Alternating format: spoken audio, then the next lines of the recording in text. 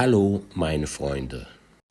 النهاردة هناخد مصطلحات عن الخضار أو لها علاقة بالخضار das Gemüse. ما نطولش عليكم ويلا بينا نبدأ. أول كلمة معانا النهاردة دي كارتوفل يعني البطاطس. دي كاروتة الجزر. دي جوركة الخيار. دي أوبرجينة يعني الباذنجان. دي تسويبل يعني البصل. دي إربسة بسلة. دي بيترزيليا بقدونس. دير شبينات سبانخ. دي توماتو الطماطم. دي تسوكيني يعني كوسة. دي روتكول الملفوف الأحمر. دي أوكرا بامية. دير كوبف زالات يعني الخس. دير كنوبلاوخ الثوم. دير أنيس يعني ينسون. دي جرونه بابريكا الفلفل الأخضر.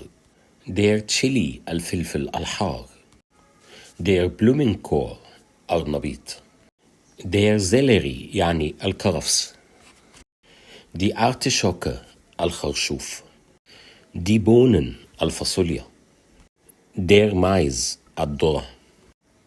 دي زوسكارتوفل البطاطا الحلوة. دير لاوخ يعني الكرات.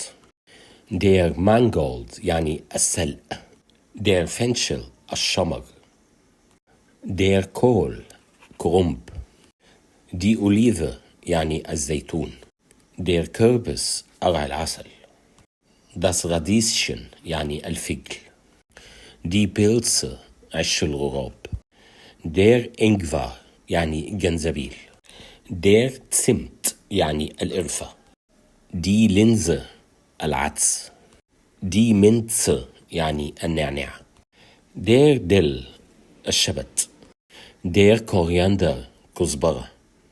دي روبن يعني البنجر. وبكده احنا خلصنا النهاردة. نتمنى تكونوا استفدتم معنا ونشوفكم في حلقة جديدة من حلقات قناتنا دويتش ميت فيا. Auf Wiedersehen.